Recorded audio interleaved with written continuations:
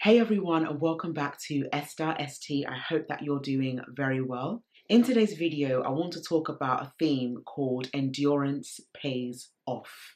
And we are living in a society where it feels so demanding of our time, of our focus, of our attention, that it becomes quite difficult to navigate the seasons that we are in. When it comes to the word endurance, I firstly want to ask you, what does endurance mean in the season right now?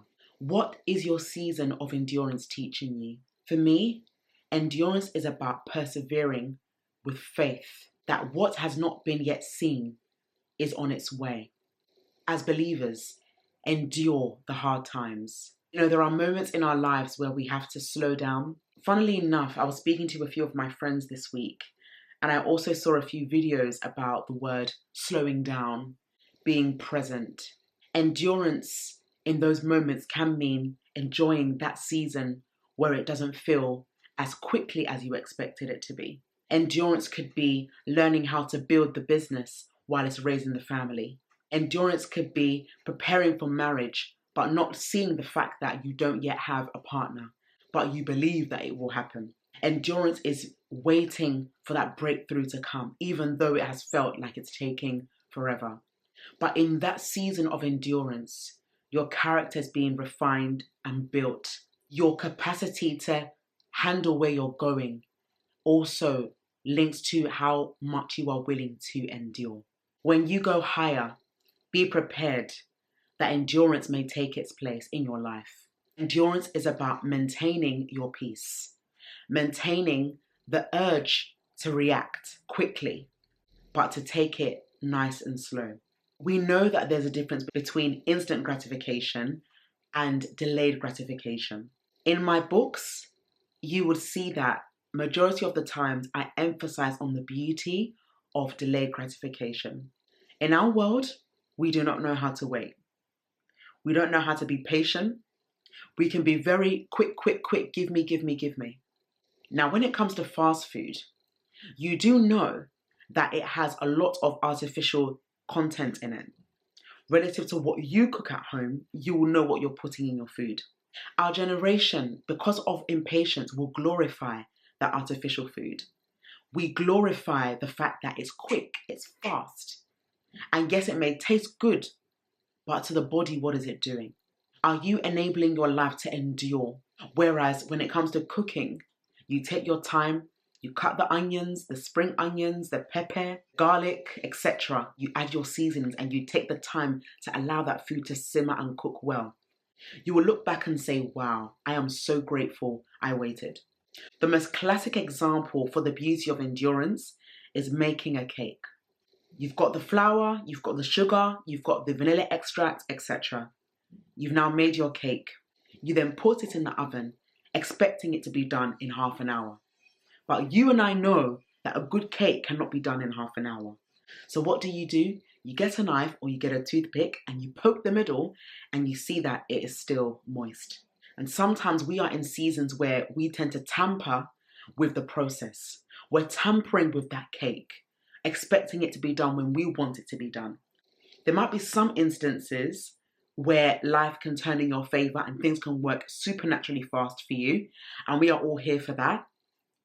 But there are moments in our lives where we do need to slow down and endure. And when that cake is finally done, you will be so grateful that you waited patiently. Because it is better to cook well and have a nice rest than eating quick food and knowing that your sleep has been interrupted. And I know that in this season of our lives, endurance can test us. You're wondering, can I hold on? Can I make it? Should I give up? But what is the essence of giving up when you are just about the brink of your breakthrough? Why is it that when we are just about to give up, that's when God shows up and shows himself? Do you know how important it is, even in the season of your endurance, that you wait well? I'm going to read Hebrews chapter 12, verses 1 to 2. And it says this in the NIV, therefore, since we are surrounded by such a great cloud of witnesses, let us throw off everything that hinders and the sin that so easily entangles. And let us run with perseverance, in other words, the endurance, the race marked out for us. fixing our eyes on Jesus, the pioneer and perfecter of faith. For the joy that was set before him, he endured the cross, scorning its shame, and sat down at the right hand of the throne of God. Amen. I want to start off with verse 1. I love how the writer of Hebrews says, since we are surrounded by such a great cloud of witnesses, God is watching us when we are enduring. The Lord watches us when we are in seasons of waiting. Endurance can feel painful. It will feel like punishment, but it's actually pruning you for the better. I always say this, and I'm going to say this again. You don't ever want a blessing that you're not prepared for. You don't ever want a blessing that you're not ready for. It's not about you waiting to get the blessing before you prepare yourself for it. It's about you preparing in the waiting season for the blessing to find you. And it's so important that we remember this because our generation wants things quick. Yes, it will ache that you're waiting so long. But when you wait, you have to wait with joy. You have to wait with happiness. You have to wait with the expectation to know that God has heard you. Again, it says, let us throw off everything that hinders and the sin that easily entangles us. So what are the things that hinder you in your season of endurance? Complaining, comparison, envy and jealousy, and all these things that try to get your attention. And this is why I encourage you, for those who have not yet taken the time to come off social, why not do so? Take 1 month off social media and you will see how fruitful your life will be. From experience, I've seen my life blossom so well when I'm offline. And offline does not mean that you are just going to sleep and not do anything. Offline does not mean that you are lazy. Offline means you want to renew your mind, spend time in the presence of God, and get your refuel from Him. It's God downloading vision and creativity and wisdom and insight into your heart, into your mind, into your soul, so that when you come back, you will come back better and stronger. And therefore, you can use your life as a testimony to encourage other people to endure. Right now, you are in one, if not even more, of the many blessings that you have prayed for. And many are looking at you and saying, I would love what Esther has. I would love what A has. I would love what B has. And when you start to despise and dismiss what you already have, it makes it difficult for you to endure to the next level, because God does not like ingratitude. And even you, if I'm to ask you, if you've done something nice to someone and they didn't say thank you, how would you feel? These are the reasons why we have to learn how to have gratitude. And I encourage you, if you don't have a gratitude journal, please get one on Amazon, at W.H. Smith, Waterstones, any bookshop, online or in person. Invest in a journal of gratitude, because that plays a part in your endurance season. Remember, verse 1 says, anything that easily entangles you, complaining, worrying, being fearful, being anxious. You know, worry is such a waste of time. You can't take back the past. You don't even know what's going to happen tomorrow. You've only got the present. So you need to make sure that you are doing everything you can with the help of God to remove everything that tangles you, that keeps you bound. Even though you're waiting for a long time, my friend, wait well. In my previous video, a couple of years ago, I spoke about waiting well. And I'm going to link that video down in the comment section below and in the description bar. I want you to be reminded that waiting well pays off even in the pain of endurance. Jesus himself endured the cross, and it wasn't easy. We know this, but he did it. Why? Because he was obedient to the Father. He knew what the purpose was behind dying on that cross. And that's why we are free today. And this is not to say that we're not going to encounter stumbling blocks. We're not going to encounter seasons where it feels heavy. Because believe me, there are seasons that will feel heavy. You will think to yourself, can I handle it? But when those thoughts distract you, learn how to praise, learn how to worship, learn how to rest in the one who knows you. It's no point trying to figure things out and try to work in your own strength to then be burned out.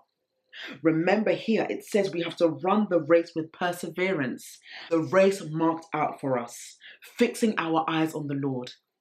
How many of us in our enduring season fixes our eyes on the Lord?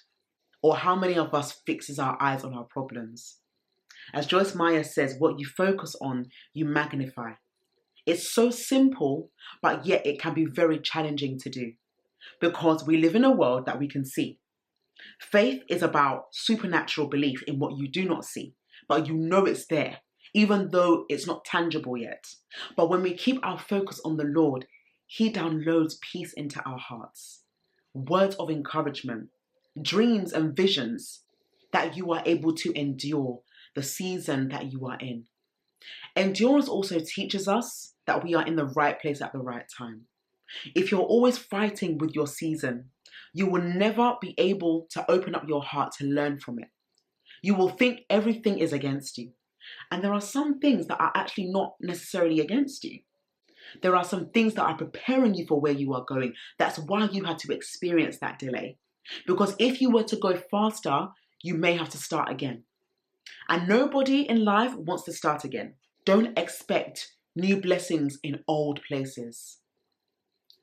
And it reminds me of don't pour new wine into old wineskins.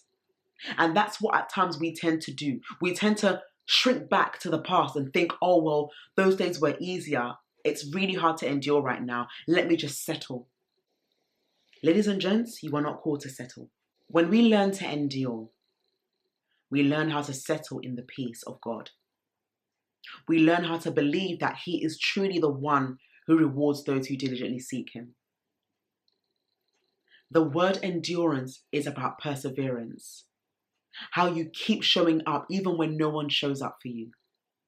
How you keep being consistent, even with videos, with content, with your business, at work, in your family.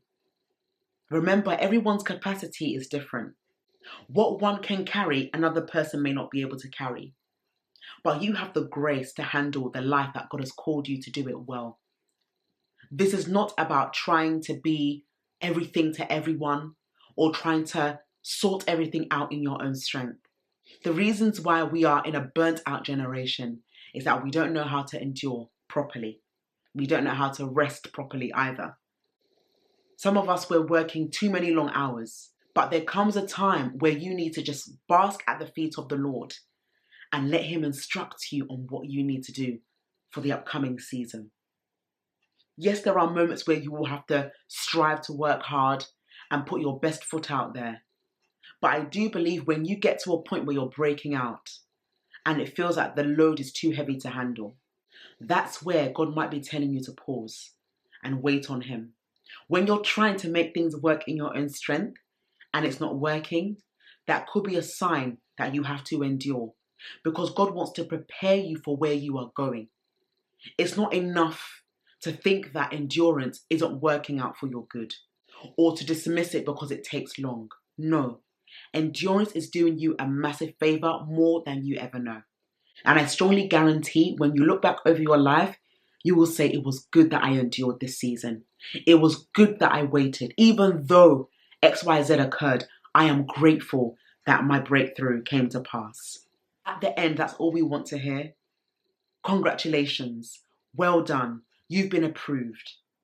Because endurance has worked in you such a great deal of character building and development and kindness and grace. And that's what it's about. So when you take your time to learn how to endure, it makes your life so much sweeter. I want to encourage you to do some homework. The task for you is to buy a gratitude journal. Write down everything you are grateful for. Don't give in to complacency or complaining. And above all, do not allow the enemy to steal your joy. When one breakthrough comes, another burden may come. Regardless, endure. If He did it before, He can do it again. Same God right now, same God back then. Remember that He is faithful to fulfill His promises over your life. And you have to learn how to endure with Jesus. It's not about you trying to do everything in your own power, because endure to the end, knowing that it is working out for your good. When your character is refined and stretched, you are then able to go to the next level and handle what is waiting for you on the other side. Don't doubt where you are right now. It may be quiet, it may seem that nothing is happening, but trust the one that made you, that he is strengthening you and giving you more boldness than you will ever know. Send this video to a friend or those you know who are in an enduring season, and let them too be encouraged. Till next time, I look forward to seeing you in the upcoming video. Take care, and remember, endurance is working out for your good. Have a good day. Bye-bye.